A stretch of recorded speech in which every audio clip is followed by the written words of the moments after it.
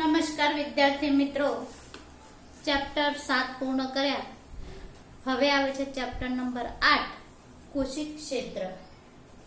તો ભારતની મોટાભાગની વસ્તી કૃષિ ક્ષેત્ર પર આધાર રાખે છે અને કૃષિ ક્ષેત્રમાંથી રોજગારી પૂરી પાડે છે. હવે અનાજની બાબતની વાત કરીએ તો 1944 પહેલા ભારત અનાજની બાબતમાં બીજા દેશો પર આધાર રાખતું હતું.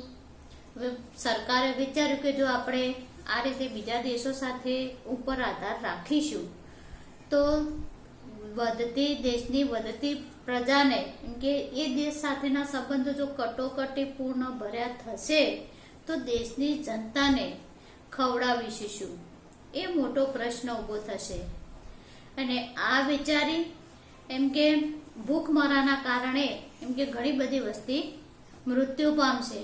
તો આને વિચારી અને કૃષિ ક્ષેત્ર પર ભાર મૂકવામાં આવ્યો અને 1955 બાદ એમ કે કૃષિ ક્ષેત્રમાં ઉત્પાદનમાં નોંધપાત્ર વધારો લાવી શકાયો છે. એટલે કે જેટલી વસ્તી હતી એ પ્રમાણે અનાજનું ઉત્પાદન કરતા થયા. એટલે કે અનાજની બાબતમાં સ્વાવલંબન પ્રાપ્ત કર્યું. હવે ત્યારબાદ 1966માં હરિયાળી ક્રાંતિ આવી. તો હરિયાળી ક્રાંતિને લીધે ગુજરાત, પંજાબ અને હરિયાણા જે 3 રાજ્યો હતા તેઓ ઉત્પાદનમાં વધારો લાવી શકાયો છે. હવે હરિયાળી ક્રાંતિ જે ધાન્યની બાબતો હતી, એટલે કે અનાજના 2 પાકો થાય, એક ધાન્ય અને બીજું છે રોકડિયા પાક. તો ધાન્યના ઉત્પાદન પર વધુ ભાર મૂકવામાં આવ્યો, તેના કારણે ધાન્ય ઉત્પાદનમાં વધારો લાવી શકાયો છે. હવે જોઈએ કે ભારતની ખેતી. તો ભારતની ખેતી એમ કે મોટા ભાગે વરસાદ ઉપર આધારિત છે. ચોમાસું સફળ તો ઉત્પાદન સારું થાય. હવે દુષ્કાળ જેવી પરિસ્થિતિ પેદા થાય તો દેશ માટે એમ કે જે દેશની પ્રજાને એમ કે અનાજ લાવવું ક્યાંથી, એ પ્રશ્ન ઊભો થાય.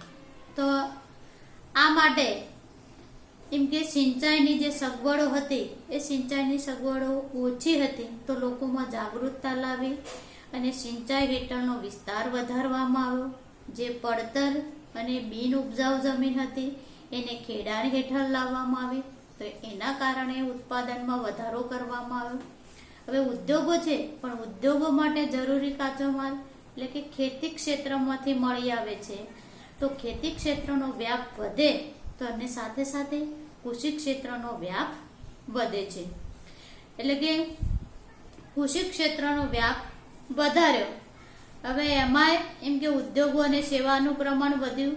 સાથે સાથે કૃષિની સાથે સાથે કૃષિ સંલગ્ન પ્રવૃત્તિ એટલે કે પશુપાલન છે, મત્સ્ય ઉછેર કેન્દ્રો છે, બતક ઉછેર કેન્દ્રો છે, તો એનો વ્યાપ વધાર્યો. તો એના કારણે એમ કે રોજગારી તકોમાં વધારો કરી શકાયો છે. તો કૃષિ ક્ષેત્ર એટલે કે દુનિયાના તમામ અર્થતંત્રમાં ખૂબ જ આગવું મહત્વ ધરાવે છે. અત્યારે જુઓ કે કોરોનાનો સમય ચાલી રહ્યો છે. ઉદ્યોગ ધંધા પર વિપરીત અસર થઈ, પણ ખેતી ક્ષેત્ર પર એની અસર જોવા મળી નહીં.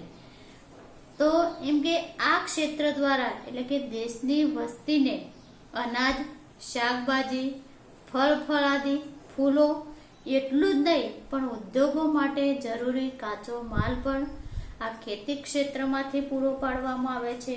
હવે દુનિયાના અનેક દેશો એટલે કે કૃષિ ક્ષેત્રની ક્ષમતા જુદી જુદી છે.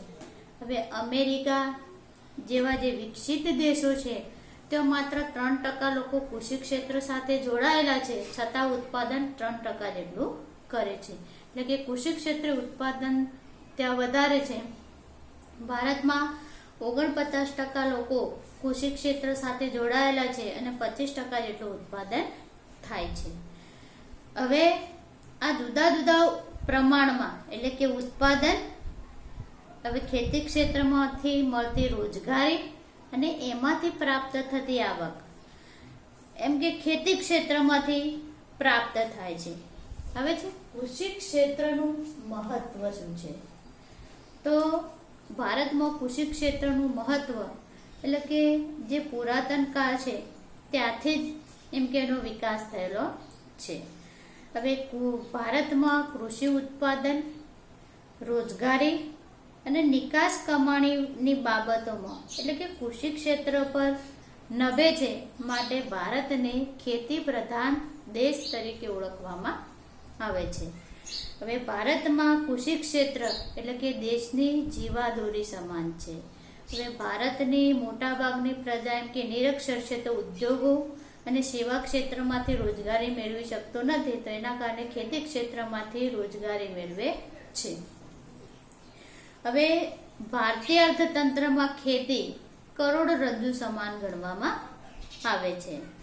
હવે ભારતીય અર્થતંત્રમાં એટલે કે વિવિધ ક્ષેત્રો કૃષિ ક્ષેત્ર પર આધાર રાખે છે. હવે ભારતનું જે વ્યવસાયિક માળખું છે, તો વ્યવસાયિક માળખું એટલે કે અર્થતંત્રમાં થતી અસંખ્ય પ્રવૃત્તિ, તો ભારતના વ્યવસાયિક માળખામાં ઇકોનોમિક્સની દ્રષ્ટિએ 3 પ્રકાર પડે છે.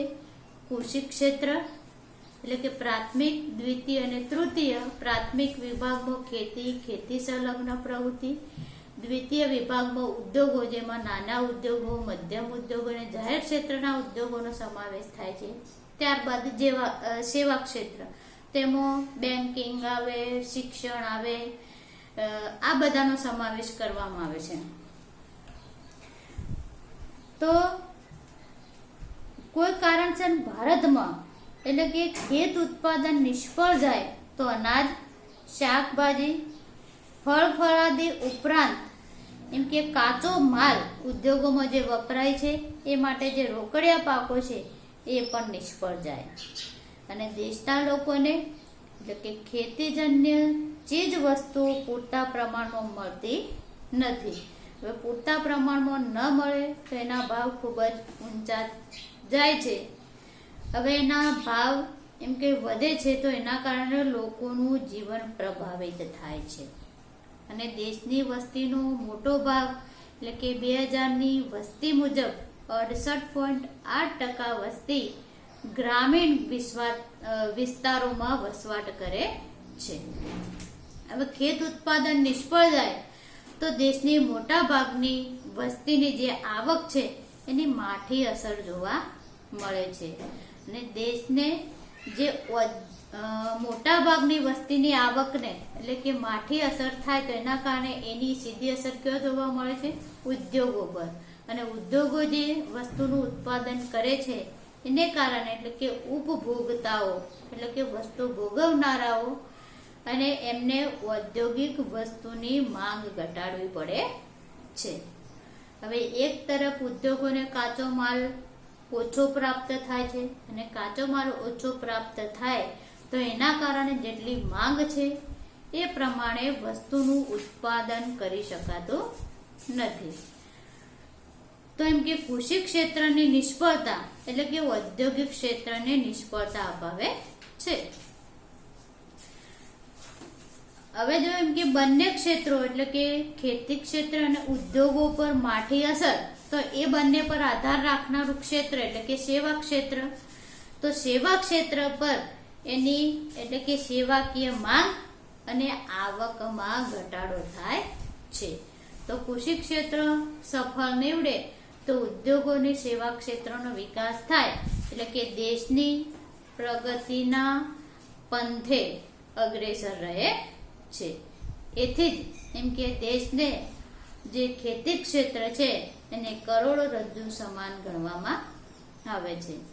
તો 1956થી એટલે કે બીજી પંચવર્ષીય યોજનાથી ઉદ્યોગોને વધુ ભાર મૂકવામાં આવે છે. તો આ ઔદ્યોગિકરણ માટે કરેલા પ્રયત્નો હોવા છતાં એટલે કે આજે પણ ભારત ખેતી પ્રધાન દેશ તરીકે ઓળખાય છે અને જેને પરિણામે એટલે કે ખેતી ક્ષેત્ર પર ઉત્પાદન, આવક, રોજગારી, નિકાસ કમાણી પરની નિર્ભરતા ઘટી છે. એટલે કે ખેતી ક્ષેત્રમાંથી જે લોકો રોજગારી મેળવતા હતા એ લોકોની આવક વધી ખેતી ક્ષેત્રે, તો એના કારણે શિક્ષણ, આરોગ્ય અને રહેઠાણની સુવિધામાં વધારો થયો. તો બીજા વ્યવસાય એટલે કે ઉદ્યોગો અને સેવા ક્ષેત્રમાંથી રોજગારી મેળવે છે. છતાં એમ કે ભારતના અર્થતંત્રનો વિકાસનો દર એટલે કે કૃષિ ક્ષેત્રના વિકાસના દર ઉપર જ આધાર રાખે છે. હવે આવે છે ભારતમાં કૃષિ ક્ષેત્રની વર્તમાન સ્થિતિ, એટલે કે હાલની સ્થિતિ કેવી છે. તો ભારત અંગ્રેજોના શાસન પહેલા, અંગ્રેજોના શાસન દરમિયાન અને અંગ્રેજોએ માંથી મળેલી આઝાદી બાદ પણ દેશ કૃષિ ક્ષેત્ર પર આધાર રાખે જ છે. હવે દેશમાં આયોજન દરમિયાન, એટલે કે 1950માં આયોજનની રચના થઈ અને 1951થી આયોજનની શરૂઆત કરવામાં આવી. તો આવા આયોજન એમ કે દરમિયાન એમ કે ઔદ્યોગિકરણને વધુ ભાર આપવામાં આવ્યો. તો એના કારણે એટલે કે કૃષિ ક્ષેત્રની સ્થિતિ, એટલે કે વર્તમાન સ્થિતિમાં ખૂબ જ મોટા પરિવર્તનો આવે છે.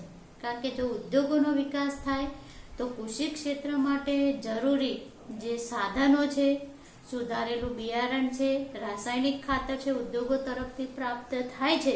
તો એના કારણે ખેતી ક્ષેત્રે ઉત્પાદકતામાં વધારો લાવી શકાય. તો આમ દેશમાં આજે એટલે કે ભૂતકાળની તુલનામાં રોજગારી, ઉત્પાદન અને નિકાસ કમાણીમાં ભારત અગ્રેસરનું સ્થાન ધરાવે છે અને એમાં ફેરફાર થતા રહ્યા છે. હવે ખેતી ક્ષેત્રની નોંધપાત્ર બાબત એટલે કે અર્થતંત્રમાં ખૂબ જ મોટા પ્રમાણમાં એટલે કે ખેતી ક્ષેત્રે ખૂબ જ ઉપયોગી રહ્યું છે અને દેશની કુલ આવક એટલે કે રાષ્ટ્રીય આવકમાં મોટા ભાગનો ફાળો એટલે કે ખેતી ક્ષેત્ર અને અન્ય ક્ષેત્રોની તુલનાએ એમ કે ઓછો ગણવામાં આવે છે. આ ઉપરાંત અન્ય ફેરફારો કેવા પ્રકારના છે, કઈ દિશાના છે, તો એ અત્યારની જે વર્તમાન સ્થિતિ છે એના આધારે જોઈએ તો પહેલું છે રાષ્ટ્રીય આવકમાં ફાળો. તો એમ કે ખેતી ક્ષેત્રનો રાષ્ટ્રીય આવકમાં ફાળો જો તો 1950-51માં 53.1, 1960-61માં 48.7, 1970-71માં 42.3, 1980-81માં 36.1, 1990-91માં 29.6, 2000-2001માં 22.3 અને 2011-12માં 13.9. એટલે કે કૃષિ ક્ષેત્રનો ફાળો એમ કે ક્રમશઃ રીતે ઘટતો રહ્યો છે, પરંતુ સામે ઉદ્યોગો અને સેવા ક્ષેત્રમાં વધારો થઈ રહ્યો છે.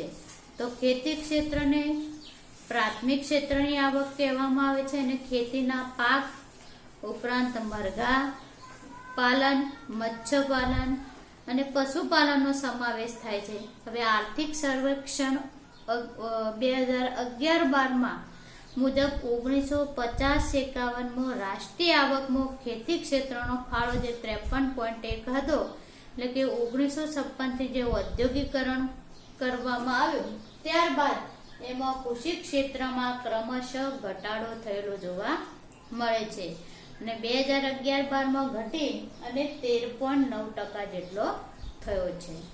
તો રાષ્ટ્રીય આવકમાં એટલે કે કૃષિ ક્ષેત્રનો ફાળામાં થતો ઘટાડો એટલે કે મુખ્યત્વે બિન કૃષિ ક્ષેત્રમાં ઝડપી વૃદ્ધિને પરિણામે છે અને ભારતમાં કૃષિ ક્ષેત્રનો વિકાસ એટલે કે જટિલ પ્રશ્ન બની રહ્યો છે.